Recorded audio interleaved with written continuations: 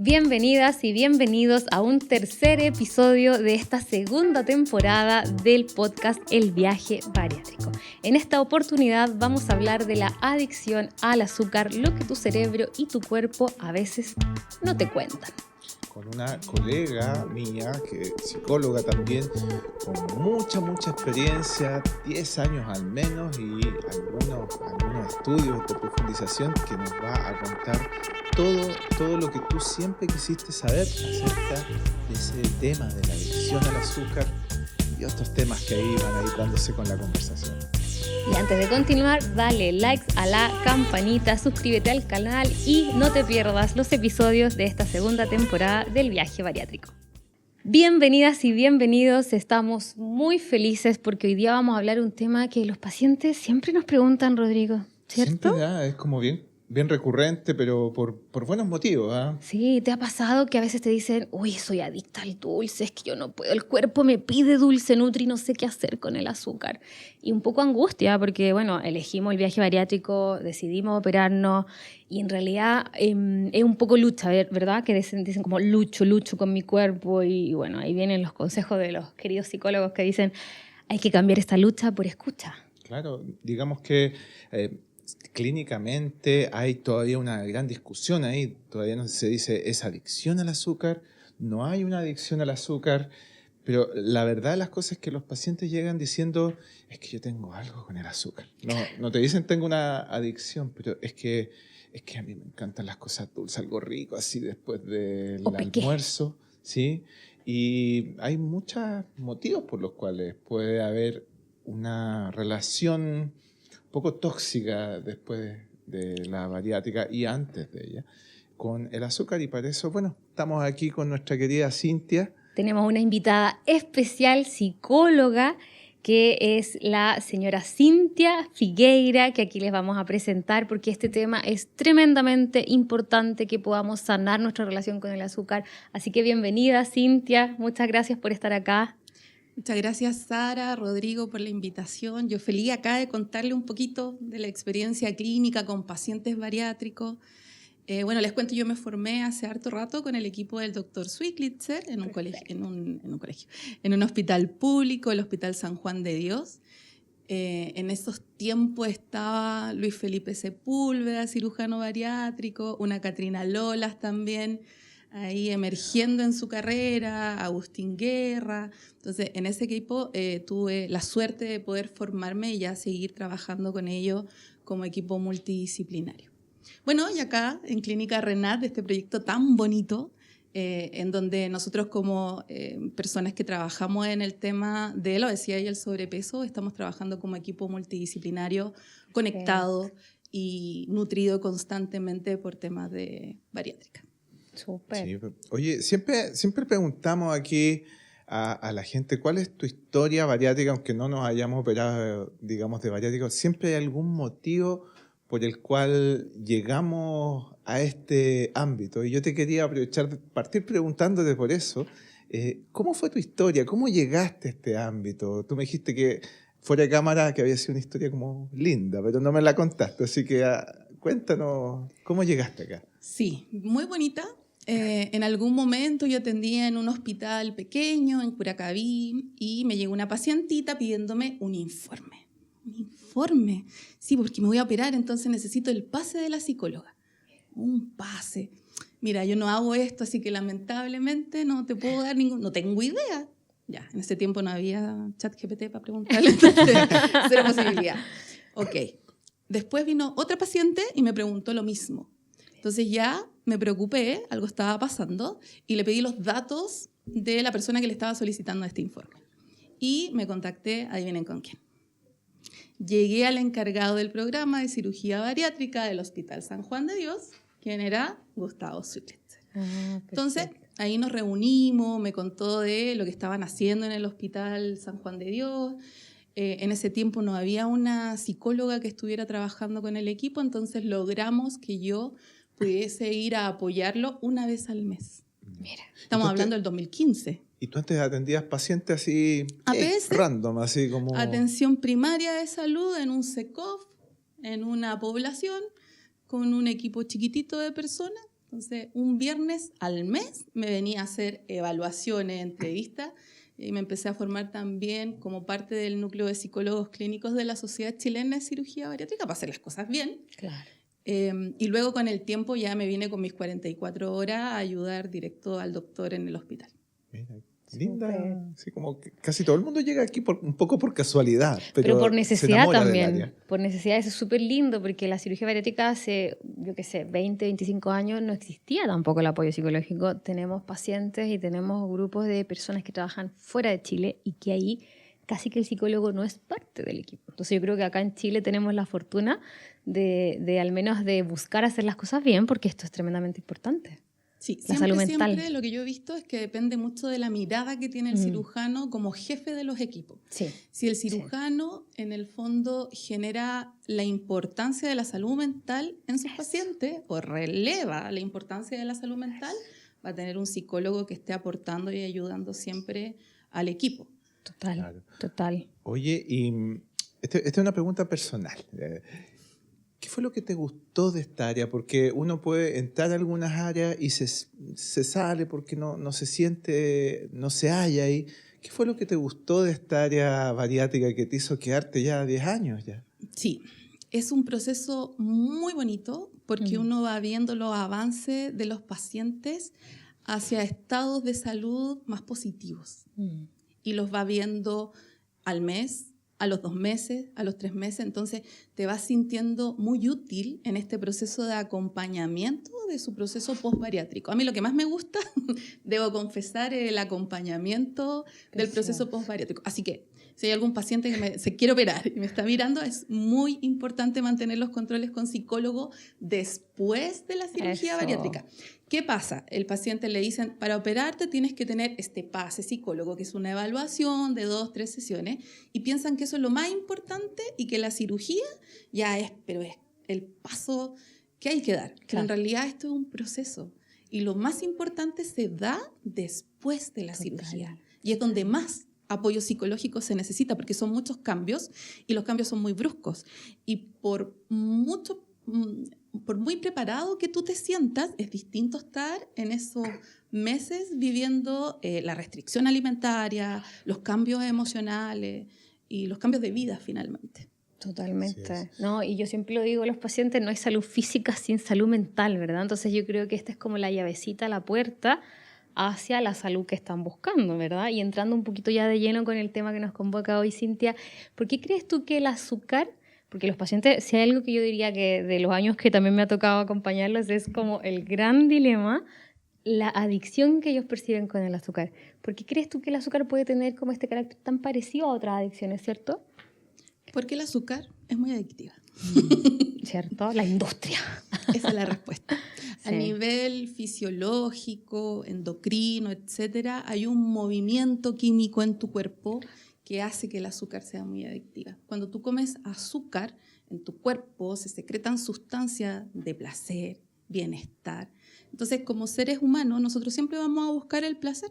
Claro. Siempre, por sobrevivencia. Claro. Entonces, el cuerpo secreta esta sustancia a nivel cerebral, serotonina, la sustancia del amor, endorfina, amor, placer, relajación, dopamina, mecanismo de recompensa, claro. Cuando tenemos algún logro importante, esa sensación rica de estar en el Olimpo, incluso después esa sensación de relajación, post-premio, dopamina. Claro. Y tenemos también otras sustancias del placer y bienestar que se secretan con el tema del azúcar, oxitocina. Cuando nos sentimos enamorados, cuando vemos a nuestro bebé, por ejemplo, tomando pecho, su boquita, su olor, y nos sentimos las personas más felices del mundo, oxitocina. Claro. Entonces, todas esas sustancias se secretan con mayor, digamos, rapidez cuando consumimos azúcar. Entonces, obviamente, es muy rico. Claro. Es muy rico. Y son las mismas sustancias también que se liberan cuando consumimos drogas. Sí, por algo las drogas son tan adictivas, porque es muy rico consumir drogas. ¿Te fijas? Claro. Entonces, el azúcar, como es un elemento externo, químico, ¿cierto?, ayuda a liberar estas sustancias. Por lo tanto, inconscientemente nosotros sabemos que comiéndonos un chocolate nos vamos a sentir bien, que comiéndonos, no sé, un heladito nos vamos a sentir bien, pero también comiendo otras cosas que tienen azúcar escondida, Bueno, tú, Sara, sabes mejor estos nombres extraños del azúcar como oculta. Hoy en día hay como más de 10. También tenemos esta liberación de esta sustancia a nivel cerebral que nos hacen muy felices, pero por pequeños tiempos. Sí, porque yo siempre Sí. pongo el ejemplo, como tú hablabas del bebé, la leche materna es dulce, ¿cierto? Entonces, biológicamente nuestro cerebro ya viene programado para que nos guste el dulce, ¿verdad? Yo creo Exacto. que ese no es el problema y quizás también hay que bajarle un poquito la culpa porque los pacientes se sienten tan culposos de que les guste. Al final, el dulce viene programado en nuestro cerebro, ¿no? Claro, nosotros siempre le hablamos a los pacientes que participan también de nuestros talleres que se llaman el reseteo bariátrico después de la cirugía bariátrica, que en el fondo los seres humanos venimos un poco precondicionados para que nos guste mucho el azúcar, Claro. pero es porque la sociedad nos tira estímulos hipertrofiados de los naturales. O sea, la Claro. leche materna es un poquito dulce, pero quedó bien guardada atávicamente ahí subcorticalmente, y cuando nos tiran un estímulo como un chocolate, una Nutella, cosas así, como que disparan esta respuesta primitiva, ¿no? Claro, pues, claro. Porque siempre vamos a querer grandes cantidades de placer. El ser Ahora, humano busca el placer. La pregunta es, ¿por qué hay gente que cae Sí. más en esto, verdad? Porque hay gente Porque que si no seríamos todos adictos al azúcar. Claro. ¿Por qué algunas ¿Por qué personas algunas son más personas candidatas son más candidatas a y esto otras que otras? No. Porque el mecanismo se hace funcional y repetitivo. Ya no es solo un gusto, ¿cierto? Claro. Se vuelve un hábito de todos los días, pero ya no solo es un hábito, sino que se genera algo que si ya no está, lo paso mal. Por ejemplo, si mi única forma de sentir placer es a través de comer chocolates, cuando no tenga el chocolate, me quedo sin herramientas para pasarlo bien. Claro. Y Quizás ahí- ahí colaboró la abuelita, la mamá, el papá, que es como... Y viene la otra pregunta. ¿Tendrá algo que ver la historia de vida de cada uno de nosotros familia. en relación al azúcar? Absolutamente. Y a otros alimentos. Por ejemplo, el pan es muy adictivo. Y no es tan dulce el pan, ¿cierto? Y no es tan dulce. ¿No? Tiene glucosa, digamos. Claro, tiene Pero almidón que se convierte Pero como... se asocia a una memoria emotiva, ¿cierto? Y podríamos, por ejemplo, ver en muchos pacientes adictos al pan, también para que lo piensen en sus historias de vida, que hay un mecanismo quizás de gestión alimentaria a través del pan, perdón, de gestión emocional a través del pan. Por ejemplo, me siento triste, me siento solo, me siento cansado, y como pan y me siento bien, y me siento tranquilo, y me siento acompañado. ¿Y por qué? Porque inconscientemente probablemente me vuelco a un estadio de mi vida donde estaba con mi mamá, con mi abuelita, con mi papá, con mi el pan hermano, recién caliente. tomando once, si nuestras once cuando chicos, ¿qué tenían? Sí, mucho pan. Mucho pan. Todos reunidos alrededor del pan y compartiendo cosas. Esto de la memoria emotiva es muy potente. Yo nunca me olvidaré de una vez que escuché una influencer de crianza diciendo, no, es que, chicas, yo lo que más les recomiendo es lo mismo que yo hago con mi hija. Cuando mi hija tiene pena, mi hija de 7 años, yo me meto en su pieza, la abrazo y le llevo un chocolatito para que pasemos juntas la pena. ¿Qué está causando ahí esa madre con la mejor Con intención la mejor del intención, mundo? sin duda. Sí, eso querías decir también, que cada madre hace lo mejor que Lo puede. mejor con que los puede, recursos que ¿cierto? tiene, sí. Sí, porque si no empezamos a culpar que la mamá No, me metió en no, esta por adicción favor. y bueno, no. Pero claro, Cada madre, pero inconscientemente está reforzando el cariño con el chocolate. Entonces esa bebé cuando sea más adulta, en el fondo se va a sentir sola y triste y va a querer comerse un chocolate inconscientemente, y comiéndose el chocolate se va a sentir tranquila y feliz. Que este punto yo creo que es importante y ahí le vamos a poner un zoom a Cintia, porque las pacientes se sienten muy culposas, ¿sí? Entonces a lo mejor pueden saber que esto es así, ¿verdad? A lo mejor ellas saben que el chocolate y provoca, pero esta es la memoria emotiva que no es tan fácil como llegar y reprogramarla, ¿verdad? Exacto. No es como, Hay que ya yo trabajarlo. elijo, claro, yo elijo como que esto cambie y están así. Esto va a cambiar hoy día y mañana me opero. ¿Están así? Claro, es todo parte de un proceso, un paso a paso, de darse cuenta. Piensa que el principal trabajo que hay que hacer después de la cirugía bariátrica es darse cuenta. Claro. Tener un ojito acá que constantemente te estés automirando. Claro. Desde afuera y desde adentro. Porque las señales interoceptivas también cambian. O la interpretación de esa señal interoceptiva también cambia. Mira. Por ejemplo, normalmente, no sé si les pasa, a veces uno no escucha las señales de hambre, de sed. Cuando uno quiere hacer pipí, tú te pones a trabajar y eso se bloquea. Y de repente, pum, te das cuenta que necesitabas tomar un vaso de agua, Claro. necesitabas comer una colación, necesitabas ir al baño, pero estabas tan enfocado cognitivamente en el trabajo que las señales interoceptivas no se escucharon. Claro, claro. O sea, en el fondo como que también el estrés de alguna manera o la ocupación diaria como que evita que estés conectado con tu cuerpo, ¿verdad? Entonces ya viene a ser más complejo manejarlo, sin duda. Y yo te quiero preguntar, Cintia, así con la mano en el corazón, si un paciente viene a ti, ¿verdad? Y dice, mira, yo estoy con, yo qué sé, 50 kilos de más, tengo esta adicción al azúcar, pero me quiero operar, porque con la cirugía tengo la esperanza de que esto cambie. De que se me pase. Se me pase esta adicción. ¿Qué piensas tú ahí al respecto? ¿Qué orientación le das a esos pacientes? Bueno, como psicóloga clínica formada en un hospital, he visto los problemas de las obesidades mórbidas, que traen muchas complicaciones a nivel físico. Claro. Entonces entiendo también la urgencia de muchos casos de la cirugía para detener las enfermedades o comorbilidades que están asociadas a ese gran sobrepeso.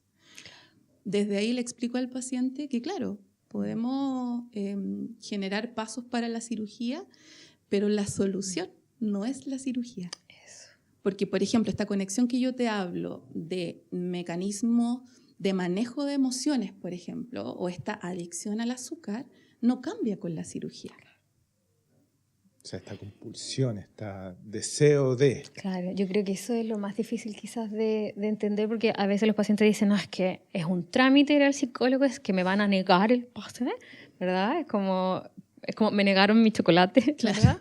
Entonces, ¿cómo abordar, ¿no? Si nos están escuchando algunos pacientes incluso que ahora mismo están pensando en operarse, ¿cómo poder abordarlo desde una mirada muy compasiva, ¿verdad? Desde la salud, entendiendo que si esto es una situación, una alteración de la conducta, la puedo corregir, ¿verdad? Absolutamente, y además estratégicamente es muy bueno, porque esta misma adicción al azúcar o estas pautas de alimentación en el fondo que nos llevan al sobrepeso y a la obesidad, nos van a jugar en contra en la fase de mantención del peso. Claro, para allá vamos. Claro. Entonces, claro, ¿quieres operarte? Opérate.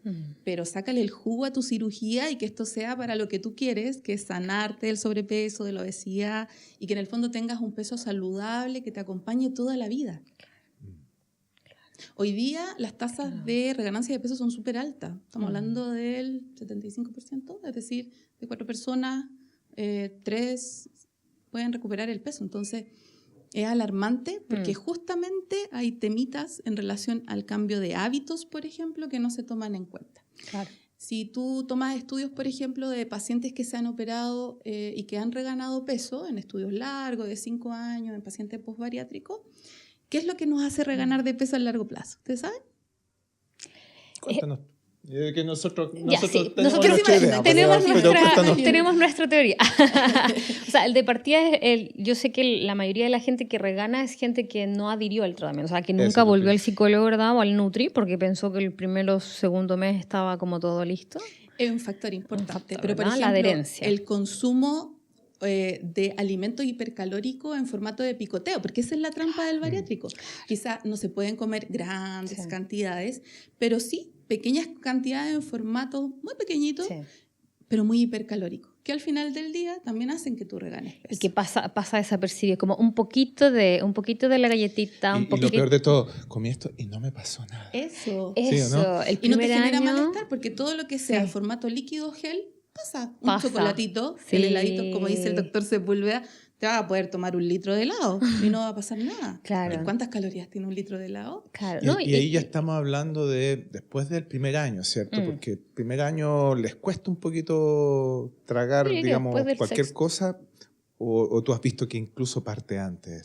No. El primer año en general hay una súper buena adherencia porque estás recién operado. Entonces tienes la urgencia de la cirugía pronta como para tú mismo mentalizarte y seguir las indicaciones. Yo creo que los problemas parten a partir del 3er año y ya brotan a partir del 5º año. Sí. Por eso es importante que a partir del 2º año tú tengas tus controles semestrales o anuales. Pero ¿qué pasa? En general la gente, claro, la que adhiere al tratamiento está durante el primer año, si es que en eso estamos trabajando, y después se olvidan. Sí, claro, y se olvida que están operados y es ahí donde lo importa considerar la cirugía bariátrica. Por favor, esa es mi cámara. Es una maratón, no es una carrera de 100 metros planos, es algo para toda la vida, ¿sí? Hay que concebir a la cirugía bariátrica como un evento, pero que debe ser el inicio de muchos otros eventos, muchos otros hitos para mi vida, ¿no? Exactamente, exactamente. Y ahí, Cintia, bueno, yo sé que, a ver, hay gente que a veces me dice, mira, no voy al psicólogo porque no he tenido ni tiempo y a veces no he tenido plata, ¿vale? Y eso es como yo creo que la realidad, o sea, ¿para qué estamos con cosas? Ojalá que vayan todos los meses, ¿cierto? Tú sugieres consultas, por ejemplo, sesiones mensuales posterior a la cirugía para seguir trabajando en esta adicción, pensando en que ya te operaste, sabías que tenía este conflicto quizás con el azúcar, con la comida, ok, ¿cuándo sería importante volver? Y si no vuelvo, bueno, ya que están escuchando este podcast, ¿qué tips nos puedes dar para empezar a trabajar en esto? Ya, ok. O sea, si en verdad se diagnostica una adicción a la comida o una adicción al azúcar o cualquier otro alimento, es bueno iniciar un acompañamiento para tratar esa adicción. Claro. Paralelo al acompañamiento psicológico. Entonces, nosotros hacemos una distinción entre el acompañamiento en base al protocolo que uno tiene dentro del primer año y el tratamiento si se encuentra algún diagnóstico o algún tema que trabajar en psicoterapia. Entonces, el acompañamiento psicológico tiene que ver con los hitos que uno encuentra en el proceso dentro del primer año. ¿Ya? Cada control tiene sus propios objetivos, revisa ciertos temas y es lo que, digamos, se ha estudiado en población bariátrica. El primer control después de la cirugía corresponde dentro de los primeros 10 días. Perfecto. Luego tenemos un control al primer mes, segundo mes, tercer mes, cuarto mes. Cuando tenemos una alimentación normalizada, ¿cierto? Se empiezan a distanciar los controles. Tenemos el control del mes 6, luego el control del mes 9 y el control del año para celebrar nuestro baricumple. Nuestro baricumple, ¿cierto? ¿Y tú ves ahí diferencias entre esos controles? ¿Ves que cambia algo como en su relación con la comida? Absolutamente. Hay controles en donde uno evalúa principalmente, por ejemplo, los cambios en la imagen corporal, las distorsiones, controles donde uno evalúa el duelo, frente a los hábitos alimenticios que antes teníamos, ¿cierto? Sí. Eso es súper interesante porque los psicólogos, hablamos del duelo y la gente puede decir, pero ¿cómo si a mí no se me ha muerto nadie? Es el duelo por la comida, duelo por los antiguos hábitos. ¿Qué les dices? Pensemos en duelo como una pérdida. Claro. Como una pérdida de un rito. Por ejemplo, antes con mi pareja, supongamos antes de la cirugía, cada vez que queríamos regalonear, pololear, íbamos a un restaurante a comer algo rico. O delivery. No, claro, ahí teníamos un ritual, ¿cierto? Entonces íbamos, la pasábamos súper bien, pero resulta que eso nos genera problemas en el control de nuestro peso. Claro. Entonces cambiamos el panorama y en los periodos, por ejemplo, de desarrollo de nuevas estrategias para cambiar esos panoramas asociados a comida, que para muchas personas son los únicos panoramas. Total. Podríamos hacer un ejercicio ahora, por ejemplo, de pensar cuántos panoramas o rituales de nuestra vida con nuestros seres queridos o con nuestros tiempos de autocuidado tienen que ver con la comida. Claro. Un montón. Es un buen ejercicio. Es un buen ejercicio y también, ojo, que es algo cultural en Chile, en Latinoamérica y en otros países. Nos juntamos a comer. Entonces, el otro día yo vi una paciente y me decía, es que claro, ahora que lo veo así, todos mis eventos son comiendo. Y ella, en el fondo, queriendo hacer el cambio, le cuesta el doble porque en su entorno social, bueno, la gente está como con el delivery, que piden la pizza.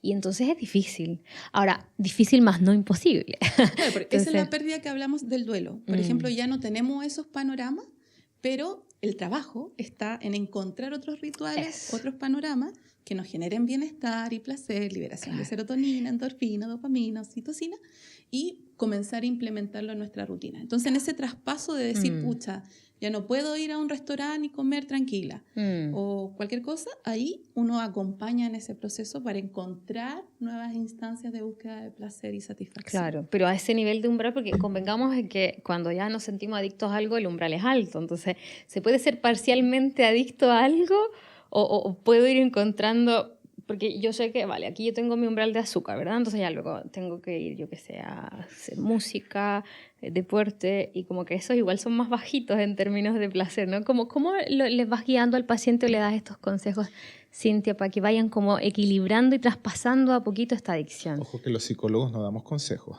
Perdón, Por favor. chuta. De veras que son las nutris las que... Las Vamos- nutris somos buenas Ahí para el las tips. nutris tienen Sí, un papel súper importante, sí, pues, porque sí, es hay ahí verdad. un tema de transición del azúcar, edulcorante, hasta Sí. que lleguemos quizá al sabor natural de la Sí. fruta o de los alimentos dulces. Sí, yo tengo un tips que ahí si quieren después se lo comparto, pero es verdad. O sea, yo creo que y qué bueno que lo dijiste, porque a veces también el paciente espera que el psicólogo le dé todo Sí, el consejo, el tips. Y el psicólogo, según mi experiencia, ¿no? Trabajando con psicólogos, es que te ayuda a darte cuenta, ¿verdad? A crear la conciencia para que tú seas el que finalmente genere su cambio, ¿verdad? Claro, pero ahí es más fácil, porque si a mí me preguntan sobre alimentos, cosas que en el fondo no se entendían, yo le digo, mire señora, el consejo es que le pregunte a su nutri porque yo no tengo idea. Muy Claro. Pero vas tú igual guiando un poquito en este traspaso de, bueno, ya, ¿cómo podemos generar placer de otra forma, la salud Claro. social? Siempre la psicoeducación tiene que ver con racionalizar temas que está viviendo la persona. Entonces, al Perfecto. entenderlo, se hace más fácil lidiar con ello.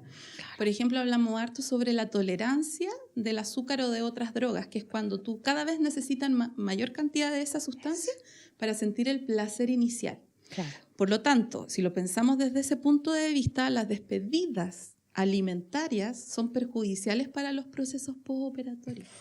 Porque aumentamos, lo que tú decías, parámetros de dulzor, de grasas, etcétera, que después hace que sea más brusco el cambio Claro. postoperatorio. ¿Sí o no? Mira, hoy la gente que se está despidiendo ahora mismo, cancelen todos los asados pre-cirugía. Y ahí Sí. se produce un proceso interesante a nivel de movimiento psicológico. A mí me llama la atención y me apasiona un poco esto, cómo se puede ir guiando al paciente, no dándole consejos, por favor, sino que guiando su conversación, su discurso, su relato hacia que encuentre otras actividades. ¿Cómo lo haces tú para ir guiando al paciente a encontrar otras actividades que no digamos que son sustitutas, pero sí que ocupan el mismo espacio que antes ocupaba el dulce? Y que, vamos, se puede. Claro, desde ahí yo no hago nada. El paciente, el que busca y pregunta, Claro. porque en el fondo es una decisión. Sí. ¿Te fijas? La cirugía es una decisión informada, es una decisión personal, en donde los pacientes saben que no hay una vuelta atrás. Claro. Entonces, finalmente, tú le ayudas a encontrar esas respuestas o esas opciones, pero que ellos mismos buscan. Porque finalmente, por ejemplo, en el control 3 siempre trabajamos cómo enfrentarnos al mundo social, sobre todo cerca de Fiesta Patria, Navidad, Año Nuevo, cómo reencontrarnos con el mundo social de una manera saludable y que no me frustre, termine yéndome antes muy enojado, porque eso pasa mucho, Claro. ¿cierto? Claro. Entonces, por ejemplo, cosas simples como decirle, pero mira, cuando vayas a un matrimonio, supongamos, no te enfoques en lo que vas a comer, porque es típico que uno dice, ay, pero un matrimonio no voy a comer en 2 días para comérmelo todo. No O te peor, enfoques en- voy a tomar. Claro, o tomar, exactamente. Tal cual. Enfócate en, oye, me voy a encontrar con mi amiga que no veo hace un montón, voy a hablar con tal para Eso. preguntarle por tu hijo, me voy a enfocar en el vínculo y en Eso. aprovechar de conversar, de reírme, de pasarla bien, de bailar en ese evento tan especial, de verme bien como yo quiero, de escoger una ropa linda. Entonces, finalmente, el mismo evento, si tú lo enfocas de manera Eso. distinta, genera un distinto disfrute. Y yo les digo, si tú te enfocas en lo que vas a comer, lo vas a pasar pésimo. Sí. De hecho, deberías llevar tu comida, tu propia Claro, comida al evento. Claro, tal cual. O lo mismo que cuando se enfocan en lo que no pueden comer después de operado y lo pasan más pésimo, porque es como, no nos enfoquemos en lo que no debes, sino que en lo que sí, en lo que te falta, en lo que te nutre. Entonces, qué lindo ese consejo, porque al final es un poquito como reenfocar a dónde le están poniendo la atención, Y ¿verdad? esa es la pega que hacemos en los acompañamientos Mm. psicológicos, reenfocar, mostrar, lluvia de ideas. Oye, ya, pero, Mm. por ejemplo, para incorporar la rutina de actividad física, ¿ya? Claro. Hay personas que durante su vida no han tenido quizás la oportunidad de integrar un programa de actividad física regular y eso también explica quizás los niveles de sobrepeso o obesidad. Pero hay que hacerlo porque esa es una tercera patita del tratamiento, tanto para la baja de peso saludable como para la mantención de peso a largo plazo. Claro. Entonces ahí hay que trabajar harto porque hay que dar opciones, lluvia de ideas, preguntémosle a tal persona para que el programa de actividad física después de las quines sea algo que se mantenga durante el tiempo. Entonces, las sesiones psicológicas no solo hablamos mucho de nutrición, calidad de vida, etcétera, también de la actividad física. Sí, Qué lindo. o sea, ahí Que también baja ansiedad, sin duda. Sí, sin duda, ¿Eh? la actividad física, una de las cosas que yo siempre les digo a los pacientes es que lo dulce, cuando te consumes algo dulce, tienes una curva de subida de dopamina y serotonina de unos 5, 10 minutos, y cuando haces ejercicio tienes una subida de eso mismo, pero 4 horas. Es decir, no hay por dónde perderse. El ejercicio físico, la movilidad constante, ayuda a la mente. El ser humano, siempre yo digo, se movió durante 2,5 millones de años para buscar frutillas salvajes en el bosque y se movía para cazarse. Y solamente las últimas 3 generaciones tienen estos problemas de obesidad, que son las generaciones que trabajan sentadas. O sea, el ser humano nació Y para después de la moverse. revolución industrial, donde el azúcar está en todas partes. O sea, convengamos que también ahí la industria también hace su trabajo, Conspira, ¿verdad? claro. Porque Oye, y ahí tenemos una pregunta guardada aquí bajo la manga, que siempre ha generado un poquito a los pacientes les puede generar un poquito de duda. ¿Cuándo yo tengo un gusto por el azúcar? ¿O cuándo tengo un hábito? ¿Y cuándo tengo una adicción? claro, Esa no es lo mismo que te diferenciación guste, que sea Diferenciar hábito. como de lo normal a lo más Claro. patológico, algún problema. Gusto, Claro. hábito, adicción.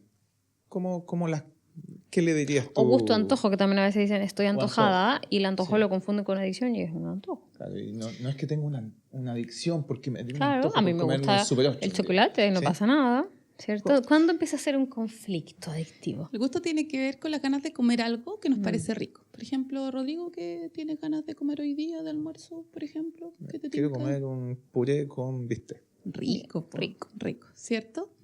El hábito sería, por ejemplo, comer, no sé, o tomarte un cafecito todos los días después del almuerzo. Es algo que se repite, ¿cierto? Y es parte de tu rutina. La adicción sería cuando ya esto no nos genera placer, sino que nos empieza a molestar. Por ejemplo, una adicción al café es que ya, si un día no está mi café, yo estoy irritable. Estoy enojón, tengo problemas con mi pareja porque respondo mal, porque me falta el café. Ahí Estoy estamos pensando en hablando, alguien.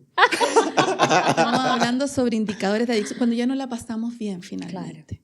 Claro. Porque en el gusto hay un placer, en el Sí. hábito también un placer mantenido. Como un placer más consciente que se llama, pero cuando empieza a ser más conflictivo, molesto, hay algo ahí que atender. Como Mira que me aumenta la ansiedad si es que no consumo esto. Y Esto. hay pacientes que dicen, no, es que no es cualquier cosa, sino que son ese tipo de gomitas o ese Claro. tipo de ramitas que si no las como, me aumenta la ansiedad. Ahí Claro. igual yo quiero hacer un mea culpa porque yo sé que habemos, bueno, no me voy a sumar porque yo no soy una nutri restrictiva, pero ¿qué pasa con las nutricionistas restrictivas que le dicen no, nunca más, no, esto no? ¿Está la posibilidad de que eso también le genere un poquito esta adicción, digamos, como respuesta compensatoria? ¿Por qué me llevas a ese punto, Sara? Porque quieres escuchar lo que te voy a decir. Porque me gusta el conflicto. Las dietas restrictivas aumentan el problema.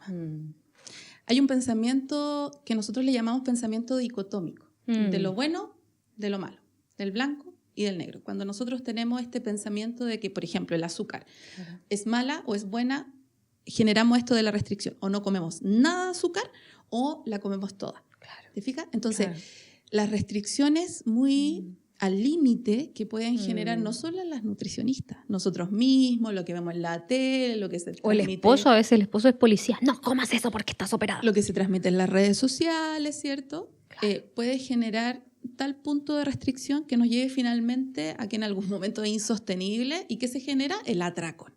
Es decir, el todo o nada. O no como nada de azúcar o ya mando todo a la vez y me lo como todo. O quizás en la mitad de la pauta tengo todo lo que no puedo comer, entonces quizás le puse más atención a lo que no, y eso me generó más esta como respuesta contraria, ¿verdad? O sea, la restricción termina siendo también un arma de doble filo de una conducta compensatoria de un atracón, ¿verdad? Y bueno, la culpa, que es lo que La los restricción pacientes... es bien peligrosa también porque genera trastornos de la conducta alimentaria, y ahí nos vamos a otro tema que son las patologías asociadas a la conducta alimentaria. Restricciones muy grandes generan anorexia, bulimia, síndrome del atracón. Entonces, por eso es importante tener esta visión más de alimentación intuitiva, ¿cierto? Consciente. Sí. Ahí yo te quiero hacer una pregunta muy desde lo que tú has visto, no tanto de lo que aparece en el DSM-5, y que muchos pacientes se preguntan porque han escuchado la palabra.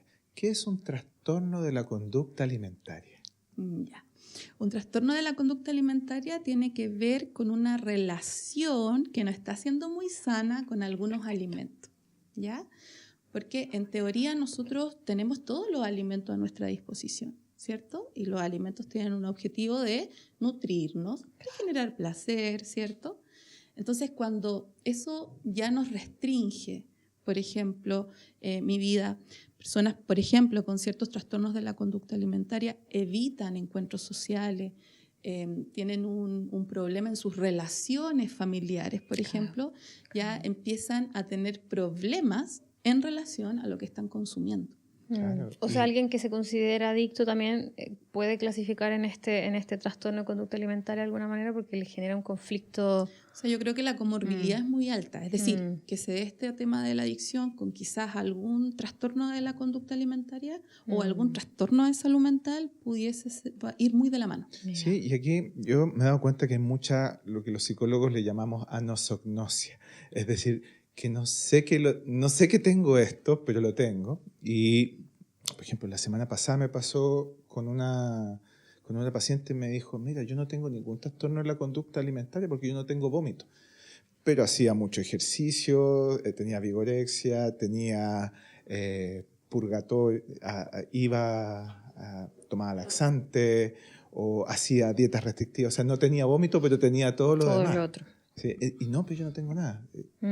¿Suele pasarte también eso que hay no sé, esto de no saber que padezco de esto? Que en general los trastornos de salud mental vienen acompañados de una baja conciencia de enfermedad. Yo no me doy cuenta, pero sí tengo la idea de algunas cosas. Por ejemplo, hay muchas personas que cuando uno hace la anamnesia en relación a la evaluación preoperatoria, yo les pregunto directamente, hay que preguntar directamente, sobre síntomas de trastorno de la conducta alimentaria. Entonces me dicen, generalmente, ¿sabes que nunca ha ido un médico que me lo diagnostique? Pero yo creo que quizá en algún momento de la vida tuve. A ver, claro. Cuéntame, ¿qué pasó? Y ahí Antenitas. la antenita clínica. Sí, entonces generalmente relatan, por ejemplo, episodios en la adolescencia donde hubo presencia de vómitos por imitación, etcétera. Y ahí aparece, digamos, un aspecto que, claro, nunca fue visto por un clínico, como digamos que antes la salud mental, no sé ahora qué tanto, pero antes la salud mental no era muy vista, ¿cierto? Sí, es verdad. Yo siempre tengo una pregunta. ¿Usted ha sufrido ha sido diagnosticada o diagnosticado de alguna enfermedad mental o tiene alguna? No tengo ningún diagnóstico porque nunca he ido al psicólogo. ¿Usted sospecha de tener alguna enfermedad? No. ¿Ansiedad alimentaria? Ay, sí. Como que alguien de su familia le ha dicho que probablemente usted, claro, porque ver también la visión de los demás. Claro. A veces uno no se da cuenta. Sí, yo creo que todavía también está el estigma de no voy al psicólogo porque van a pensar que estoy loco, ¿verdad? O sea, todavía yo creo que se estigmatiza por más que los invitemos a que se acompañen, a que se guíen. Hoy ha sido muy linda esta conversación, me encanta. Sí, ya yo tengo una pregunta antes. Vale, no, sí, tranquilo, si todavía no terminamos, pero mira, yo quiero que hagamos el ejercicio pensando también en muchos pacientes que están ahora escuchándonos, viéndonos, y que están, estoy identificando que soy una adicta al dulce, y gracias, Cintia, porque me estoy dando cuenta. Entonces, porque tengo un hábito un poco no tan sano. Sí, entonces en los últimos minutitos que nos quedan, me gustaría que nos enfoquemos en esos pacientes a ver si les podemos dar alguna lucecita de esperanza para que no se sientan tan agobiados, porque yo sé que hay mucha sensación de fracaso, no el primer año, el segundo, el tercero, el cuarto, como tú lo decías muy bien, Cintia. Entonces me gustaría saber como qué consejo le podríamos ir entregando a estos pacientes, y bueno, no sé si quieres ir con tu pregunta primero. Por favor, no vuelva a pedir consejo a los psicólogos. Perdón, no vaya a los Dios psicólogos mío. pidiendo consejo. Vamos al psicólogo pidiendo orientación, guía, empatía. Es un mensaje entonces. Pero sí, yo te voy a pedir un consejo. De hecho, les voy a pedir a las dos un consejo. O sea, no sé si consejos, si tips, porque esta tiene que ver un poco con la Nutri y un poco con la psicóloga. ¿Qué alimentos puedo empezar yo a ocupar para un poco ir sustituyendo esto de los alimentos muy azucarados que gatillen un poco la misma respuesta cerebral, de las mismas zonas? No, hay algo que para ir haciendo a lo mejor una transición Una transición, claro, o sea, entre que me guste esa torta, pero que esté relajante así, pero a morir, y algo más vinculado con lo natural. Si te parece, yo doy algunos consejos ahí como alimentarios y la Cintia me complementa y con otros consejos no alimentarios. Mira, hay algo que yo siempre lo comento a los pacientes, no sé si tú estás de acuerdo, Cintia, que hoy en día la industria nos tiene secuestradas las papilas gustativas con como tú lo decías, como hipertrofiado el dulce. Porque una cosa es que me gusta el dulce, ¿cierto? Que todos, si es que fuimos alimentados de leche materna y si no, biológicamente nos gusta, ¿verdad? Pero la industria le mete dulce y ahora edulcorante a todo, que tenemos las papilas tan secuestradas de esto que generamos lo que se llama esta deuda de dulce. O sea, mi cerebro me sigue pidiendo, porque las 10 gotitas de endulzante no venían con nada de azúcar. O sea, es solo el sabor, ¿verdad? Entonces, hay un punto que no es menor y que yo lo estoy haciendo harto con mis pacientes y me ha ayudado mucho, es que vayan equilibrando sus papilas gustativas, un poquito ahí como desintoxicándolas, con alimentos naturales. ¿Ya? La naturaleza también tiene sabores amargos, tiene la que es la rúcula, la chicoria, el rabanito, que tienden a generar un contraste en las papilas gustativas, en donde generan una especie de bloqueo. Tienen dos variables que no las voy a mencionar para no ponerme más técnica, pero pueden generar incluso saciedad. Así que un buen tip que yo le doy a mis pacientes es como involucra los amargos. Déjale quizás de echar tantas gotitas. A veces me encontraba con 20 gotitas en una tacita de café. Entonces, atrévete a tomar el cafecito así, sin gotitas, involucra los sabores amargos y empieza a desbloquear estas papilas gustativas que están como secuestradas del dulce, ¿no? Entonces, hay variables nutricionales que ayudan. También los déficits. Me he encontrado con pacientes que no consumen suficiente proteína y sus nutrientes entonces están en déficit y eso también genera lo que es una mini ansiedad, pero en este caso nutricional. Así que yo te puedo dejar ahí con esos consejos, que este podcast es para entrevistar a la Cintia, así que... Pero ahí va muy de la mano. A mí me encanta trabajar con nutricionistas. De hecho, este trabajo debe ser trabajado junto con nutricionistas. Es muy importante lo que tú dices porque finalmente a través de la alimentación tenemos que estar bien nutridos. Cuando, por ejemplo, los pacientes me dicen, lo que pasa es que tengo mucha ansiedad con los alimentos. ¿Ya? ¿Cómo te estás alimentando? Claro. Porque si una persona, por ejemplo, no tiene un comer regular, pasa muchas horas entre una comida y otra, típico, por ejemplo, si no tomo un buen desayuno, como un almuerzo leve, en la tarde voy a estar muerta de hambre. Atracón. Entonces, ¿el atracón de la tarde es ansiedad, amiga, o es hambre? Claro. Ya. Entonces, eso, por ejemplo, se trabaja mucho con nutricionistas teniendo un balance, una nutrición. Primero hay que descartar eso. O sea, yo le digo, ya, trabajemos ansiedad, pero primero con la Nutri, para que empieces a ordenar tu alimentación, para que distingamos si efectivamente es ansiedad o hambre. Claro. Porque si es hambre, es parte de las necesidades fisiológicas de sobrevivencia. Tal cual. Por lo tanto, necesitamos que trabajar en base a tener eso ya controlado. Exacto. Segundo, el consumo de azúcar genera mucha hambre.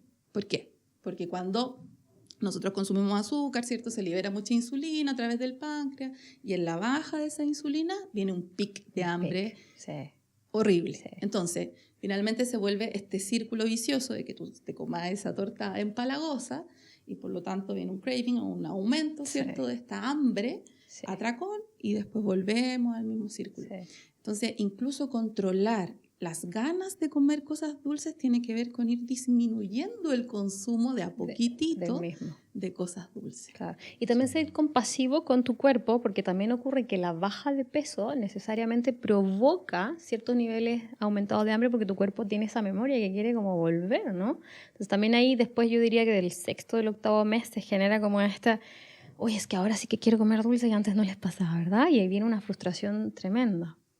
Sí. Entonces también entender la biología del cuerpo. Claro, y más allá de la biología, un poco lo que nos toca a los psicólogos, ¿cómo deshacemos ese hambre emocional por lo dulce? ¿Cómo se trabaja? Yo sé que eso es más de una sesión, pero y nos más dan o menos. consejos, pero bueno, Sí. algún tips para quien nos está ¿Cómo, escuchando y se cómo te ha siente... tocado trabajarlo a ti? Porque también hay Ya. muchos abordajes. Puede ser que nos cuentes tu abordaje Sí, a lo mejor. tomar conciencia de las propias conductas es un tema que nosotros siempre abordamos en sesión. Como en este ojito que conversábamos, siempre darte cuenta de lo que tú estás haciendo es el primer paso para cambiar la conducta. Si tú no te das cuenta, no tienes conciencia de enfermedad, vas a seguir repitiendo lo mismo y te vas a sentir mal y no vas a saber por qué. Entonces, generalmente la consulta es: me siento mal, me pasa esto y no sé por qué. Ya, pues, trabajemos juntos para entender por qué te está pasando esto. Ponemos el ojito en observar nuestras conductas, ¿cierto? Entonces, una vez que nosotros nos damos cuenta cuáles son los patrones que te están generando el malestar emocional, se puede empezar a trabajar en eso. Por ejemplo, tener una mejor relación con la comida, ejercicios de mindfulness, ¿cierto? Respiración. Respiración consciente, Sí. que te conecta con tu cuerpo, ¿cierto? Y entender qué está pasando a nivel interno cuando tú te relacionas con la comida, por ejemplo. Claro. Algunos tips que siempre trabajamos: respiraciones. Respiraciones profundas, ¿cierto? Darnos cuenta si estamos comiendo, por ejemplo, un poquito ansioso, asustado. Y si tú te conectas con tu respiración, te das cuenta. Cuando tú estás respirando muy rápido, o cuando uno empieza a hablar muy rápido también, aumenta las pulsaciones, la frecuencia cardíaca, y eso es un síntoma de ansiedad, por ejemplo. Por lo tanto, si yo me siento muy ansiosa al enfrentarme a un alimento, probablemente lo coma rápido, sin mucha conciencia. Entonces, a través de una respiración profunda, por ejemplo, puedo volver a un estado más tranquilo, de respiración más tranquila, más consciente, y puedo disfrutar más del momento presente. Sin duda, es como... Me acuerdo mucho esto que dice esta neurocientífica tremenda, que es la Nazaret Castellanos, que dice que una respiración a la deriva es una mente a la deriva. Claro.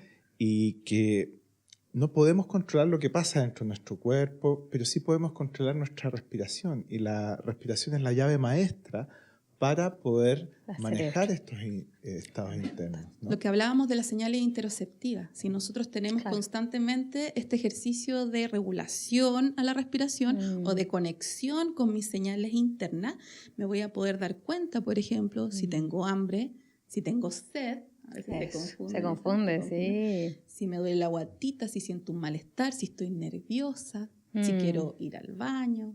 Sí, qué lindo. Sin duda, yo hago un paréntesis ahí para recomendarle a los pacientes un libro muy bueno. También tú, si quieres, recomiéndanos el libro. Sí, por favor, queremos que nos recomiendes libros, Cintia, nos gusta lo que recomiendas. Yo ahí les recomiendo, para este tema de la identificación del tipo de hambre que tengo, les recomiendo mucho uno que se llama Comer Atentos, de la Jay Chosen, que es muy amable, muy compasivo y permite identificar muy bien los 9 tipos de hambre que tenemos, de acuerdo a ella, los seres humanos, y nos ayuda un poco a identificar un poco qué es la majamama que tenemos dentro emocional, para diferenciar lo que es hambre, lo que es sed, lo que es hambre del corazón, lo que es hambre de la mente, ¿sí o no? Sí. Exactamente.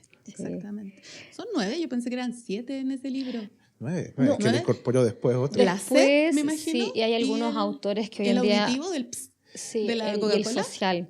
Y el social. Sí, claro. y igual hay algunos autores que hablan de más de 40, 50. Claro. Está la Narismendi también, que es una psicóloga mexicana que ella postula más de 20 tipos de hambre. Ese ejercicio también, por ejemplo, es muy lindo. Yo he hecho talleres a funcionarios a propósito de ese trabajo, que es preguntarnos, por ejemplo, ¿de qué tienes hambre? Sí, ¿verdad? ¿Cierto? Sí, ¿de qué tiene hambre tu vida? En la tarde, cuando tú llegas a tu casa, típico, cuando uno llega a la casa después del trabajo y se relaja, como que tiene muchas ganas de comer alguna cosa, y ahí como centrarte un poquito, respirar y decir, ¿de qué tienes hambre? ¿Tendrás hambre de un relajo, de un naná? De consuelo, de naná. Y sí, es verdad. Sí, el otro día una paciente que su hijo se va a ir a otro país a estudiar, como que de verdad ella está comiendo muy desde la pena, desde que está con la angustia. Entonces, qué lindo que sepamos que hay más de 80% de señales de hambre que no son fisiológicas, ¿verdad?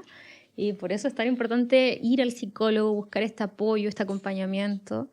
Sí, así que no, me encanta cómo lo ves, Cintia, me encanta tu mirada, tu visión más integral de saber que esta persona puede tener estas herramientas, ¿verdad? Que si superó, ¿verdad? Y no las tiene, las puede seguir cultivando después de la cirugía. Yo creo que eso es un bonito mensaje para que los pacientes sepan y no tengan tanta culpa si es que ya están operados, no sientan que pueden perder esta cirugía.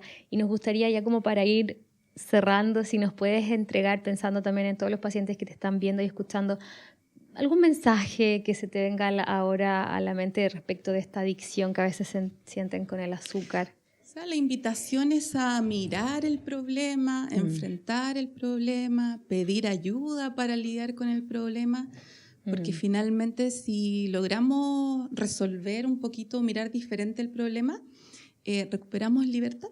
Eso. Y qué mejor lindo que ser más libres, ¿cierto? En la elección. Tal cual, la libertad alimentaria, de saber que puedo vivir con el chocolate al lado y que no es un problema, un día me lo como y otro día no, ¿cierto? Creo que ese es como el equilibrio al final que todos aspiran y que sabemos que ustedes, los pacientes, pueden llegar a esto, ¿verdad? Así que, ¿dónde te pueden encontrar, Cintia? Para que te sigan en las redes mi también. Mi casa es Clínica Renat. Vale, perfecto. Sí. Tu Instagram, si te quieren seguir, lo vamos a poner igual abajito. Sí. Creo que es PS Cintia Filgueira, pero está todo conectado con Clínica Renal porque esta es mi casa clínica. Maravilloso, maravilloso. Entonces, perfecto. en Tú Clínica Renal. Online y presencial, ¿cierto? Solo online por ahora. Mi colega Enzo Arias está trabajando acá con presencialidad. Así que, bueno, ambos tenemos, ustedes conocen a Enzo también. Sí. Nos pueden encontrar acá en Clínica Renal. Maravilloso. Sí, no, ¿Algo más que agregar, corazón? No, muchas gracias, Cintia, porque también siempre es bueno conversar entre colegas. ¿Qué estás haciendo tú? ¿Qué estoy haciendo yo? Siempre nos vamos nutriendo de estas conversaciones y esperar de que esta conversación pública les sirva también a nuestros pacientes, ¿no? Así es, y que cada vez vayan encontrando más herramientas, vayan llenando su cajita de herramientas a través de estas conversaciones sin filtro que tenemos en el viaje bariátrico. Quiero también agradecer a Clínica Renat, que es parte de nuestra casita patrocinadora para que este podcast siga siendo efectivo, eficiente. Visual 44 Estudios también, que nos apoya en la parte audiovisual, así que solo pedirles que le comenten, denle likes aquí abajito para que podamos también seguir creciendo y este podcast llegue a muchas más personas. Así que muchas gracias. Gracias, Cintia, por tu tiempo. Gracias, Rodri. Sí. Y nos estamos viendo pronto, espero. Eso, van a haber más capítulos porque yo quería preguntarte de sexualidad, pero se nos fue el tiempo. Yo quería hablar de sueño, tantas cosas, pero ya... Lívido, interesante. Vamos a hablar, ¿te parece? Lo vamos a dejar para otro capítulo. Sí, maravilloso. Muchas gracias, Cintia. Chao. Chao.